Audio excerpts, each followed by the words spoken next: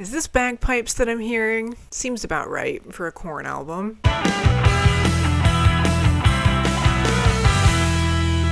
Hello everyone and welcome back to my channel. I am Molly, and in this video I'm going to be listening to the album The Paradigm Shift by the band Korn. Now, I've slowly been working my way through Korn's entire discography here on my channel, and we're getting close to the end. This is Korn's 11th studio album that they released in 2013, and the last Korn album that I checked out was The Path of Totality, which was absolutely insane. They kind of took things in a very dubstep, electronic heavy direction on that one. So I'm really intrigued now to hear The Paradigm Shift and see if they're going to continue with that more futuristic modern sound, or if Korn being Korn, they're just going to go crazy and bring something new altogether to the table. Alright, so up first on The Paradigm Shift is track 1, which is called Pray For Me.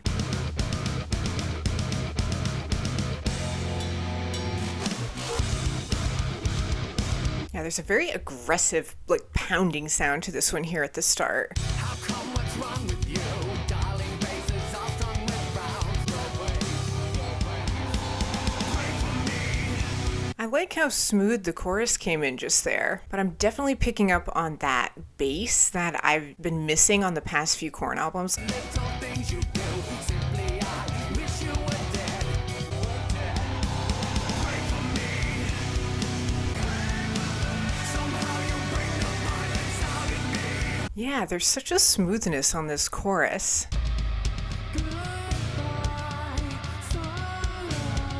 And then it's like this percussion comes in, and the bass kind of brings a little bit more weightiness to this track. And then you have those weird injections of electronic noise every now and again, too. Passion is sometimes something for me. Well, that was track 1, Pray For Me. I actually really enjoyed that. I thought it was a good fusion of everything Korn's kind of been doing with all of the experimentation with their sound on their last few albums. They were kind of fusing that on that track, but they were bringing back some of that heaviness that I've really been missing from their stuff recently. And that bass was back too. I love the sound of that. It just brings a sort of weird funkiness to their music. It makes it really stand out as Korn when you're listening to their albums. But moving on to track 2 is Love and Meth.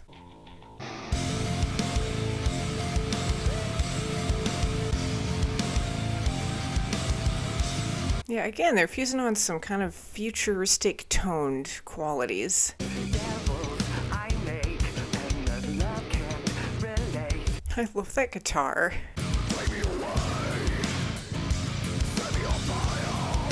Give me a reason, 'cause I got nothing to gain. So lost and lonely now.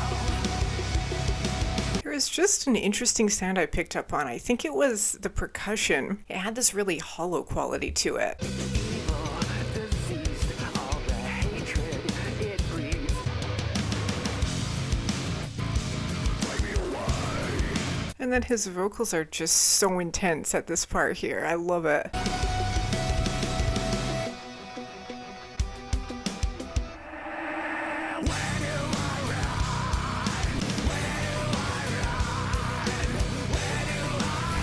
Yeah, see, there's all this stuff in the background here that I'm picking up on, this sort of electronic quality.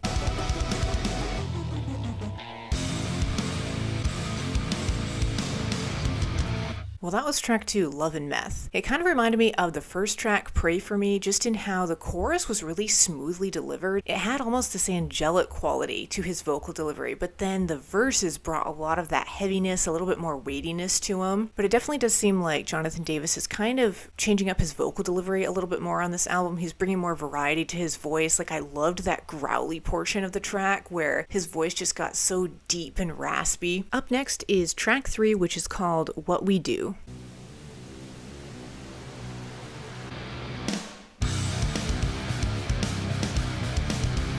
It almost sounded like rain at the very start there before it built up into this more punchy delivery.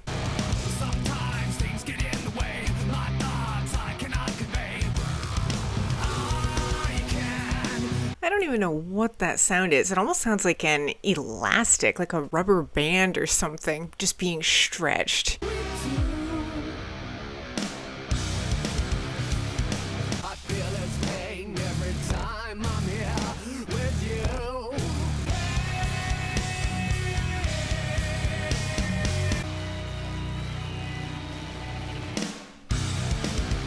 There's like this faint kind of staticky quality that I keep hearing.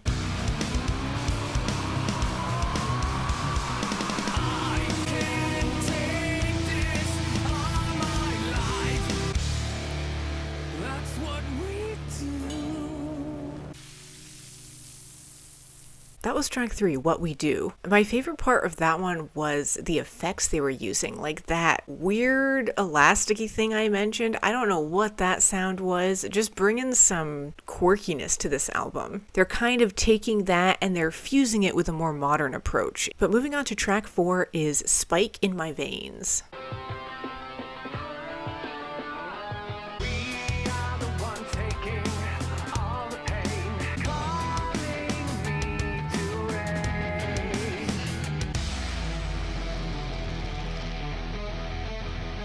This part, for some reason, just reminded me of Muse a little bit.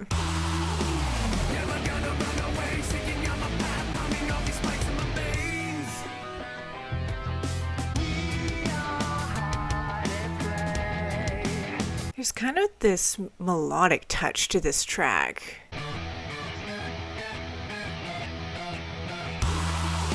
And then that, like, squeaky sound just there kind of sounded like an electronic violin a little bit.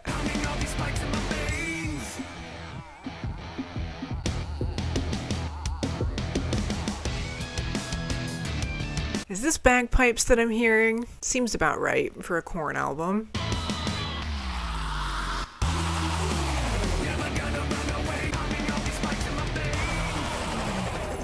Well, that was track 4, Spike in My Veins. A definite sort of dubstep quality to that one, but this album, The Paradigm Shift, they're just fusing on a little bit more of that, like, traditional Korn sound, like kind of a weirdness almost, which I really appreciate. That's kind of what I was missing off of The Path of Totality, and it's kind of balancing out that futuristicness a bit. But moving on to track 5, we have Mass Hysteria.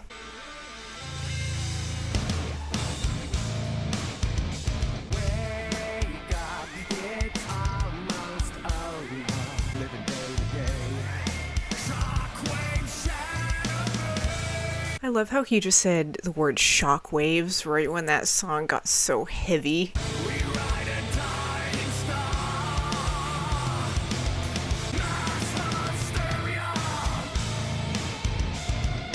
Yeah, there's a really great denseness to this song. It's kind of just like a hammer hitting you.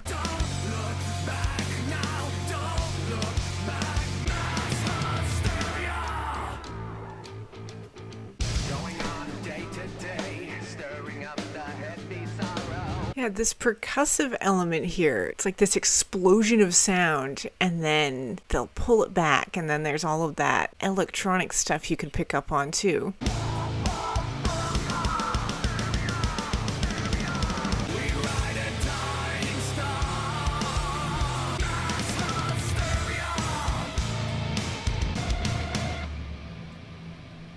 Well, that was track 5, Mass Hysteria. I loved how heavy that one was. Just a very dense sounding song. I'm definitely noticing on the Paradigm Shift, they're certainly playing around with their sound a lot. With this one, they're taking like all of the abruptness and sharpness that they really embraced on their first few albums. And this album, they're changing up their sound a lot, but it's just done with these really smooth transitions. It's interesting how they're doing that. But I'm going to go ahead and move on to track 6, which is called Paranoid and Aroused.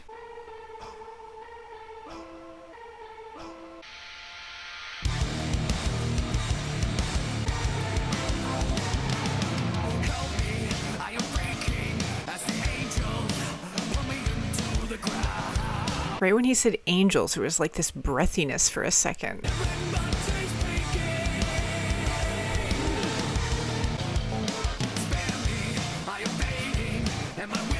There's like this electronic kind of funkiness to this song at times. Just so many sounds going on.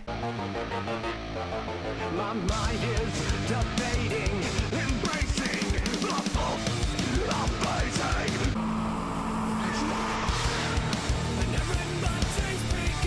Yeah, this one's kind of like how on that last track, Mass Hysteria, it just comes like sweeping in with the sound and then they pull it back.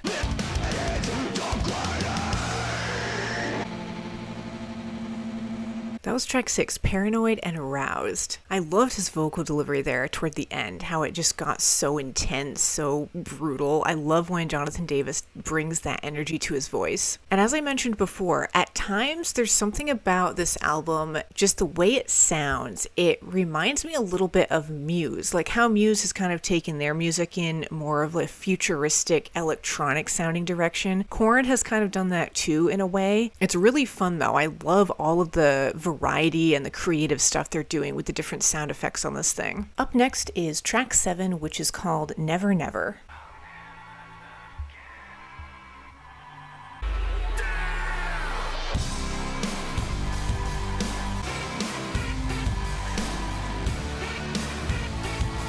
This one's off to an interesting start. I don't ever wanna have to die, but deep inside, I'll never love again. There's like those muffled kind of explosion sounds from the percussion in the background. It's kind of cool. I don't ever wanna satisfy, 'cause things inside are doing fine. Pacify all the hate inside. This track is almost gentle in a way. It has this sort of muffledness to it. Never gonna love again. And now we've got the dubstep breakdown going on.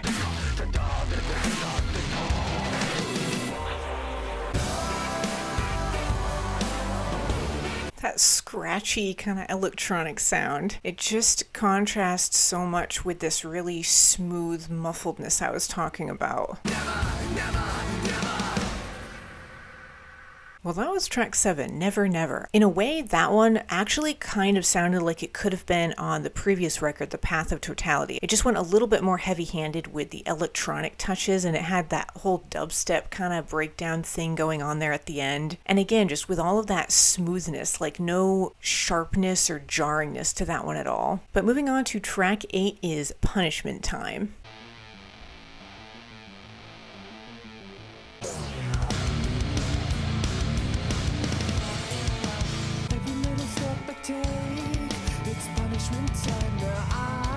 I love the guitar and the bass on this track. They're both really standing out at this part. Fighting to survive, there's no tomorrow. Fighting to survive, there's no today. I'm hanging like a bat today. Right when that guitar comes in, oh, it's just bringing this awesome heaviness to this song. In my opinion, it's kind of what this album needs with all this electronic stuff. It brings a little bit more of an unpolished quality to their music. Losing my mind. Something inside me that makes me forget. And there's like this really subtle, kind of staticky quality in the background here.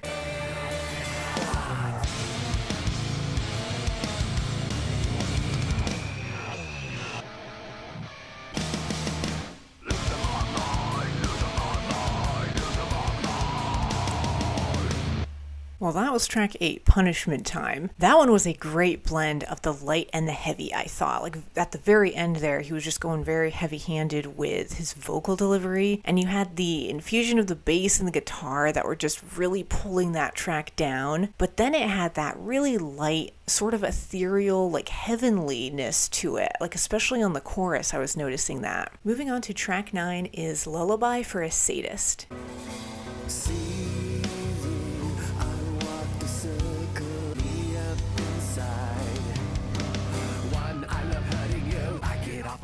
Game. You wanted to play. There definitely is a more gentle quality to this song, sort of a lullaby-esque tone to it. Yeah, that almost sounds like a harp that they're using. I watch the tears fall, I crack a smile. I watch the tears fall, I crack a smile. I guess that makes sense, again, with the track title, like he's deriving pleasure from someone else's pain. I can't help, I already won. I look at you and start to crack. Ooh, I love his vocal delivery here. It has this really kind of seething, dark tone to it. I attack. I'm not sure about these vocals though. There's like this weird kind of chanting quality to them. Your life I'll swallow.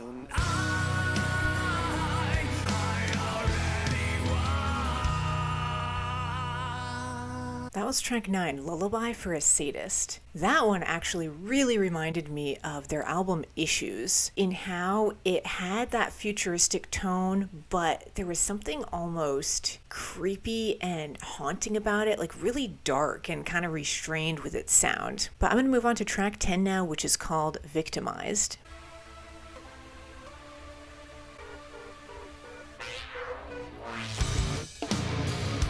Alright, we're back with the electronicness, like the dubstep on this one. I love those drums though. Man, they're so much fun.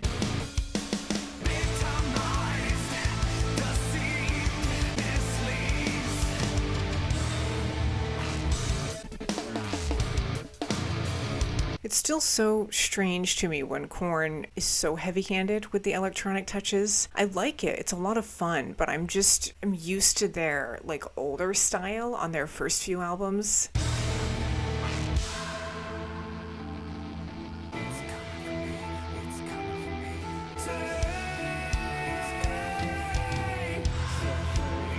It almost sounds like he's in a cave or something. There's like this echoiness.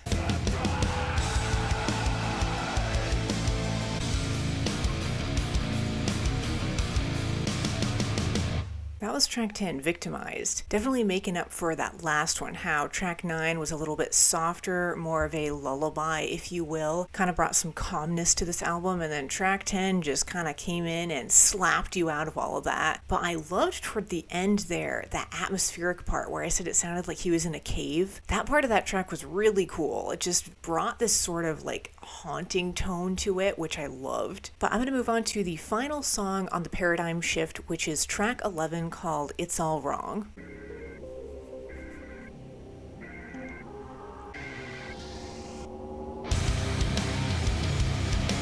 Man, such an explosive start. And why must I disobey? What do you think they'd say? There's so many sounds going on right now, I don't even know what to focus on. It's all wrong, knowing that my game had won.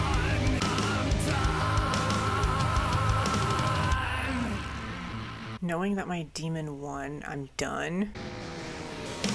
I'm done with faceless feelings.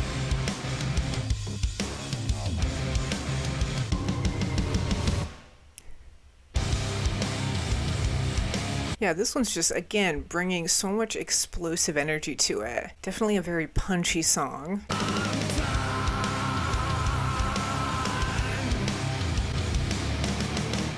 Well, that was track 11, It's All Wrong. They definitely decided to end that album on just a really like blistering intense note, that's for sure. That one brought so much energy to it. Definitely one of the tracks on this album though where I wasn't really picking up on like the bass or the guitar much. It was more like an electronic sort of dubstep heavy song, which I do enjoy, but I was kind of missing that on that track a little bit. I kind of wanted some more of those instrumentals poking through, but I did really love the energetic impact of that one though. Just so much brutality that he brought to his voice. Well, that is going to do it for my reaction to The Paradigm Shift, the 11th studio album from Korn. I'll be honest, I went into this album not knowing at all what to expect based on Korn's previous records that I've heard, and I thought this album actually did a fantastic job of blending kind of their old, more traditional nu metal style with that future kind of dubstep modernness that they've been embracing on their more recent albums. I really liked track 1, Pray For Me, and track 2, Love and Meth. Those were definitely standouts. And I actually really liked track 9, Lullaby for a Sadist, as well. That one kind of brought a softer tone to this album. So yeah, I'm really looking forward to kind of see where their sound is going to go from this album through the rest of their discography. Up next, I have Serenity of Suffering to check out, so definitely stay tuned for that reaction. And yeah, as usual, thank you all so much for watching, and I will see you in the next video.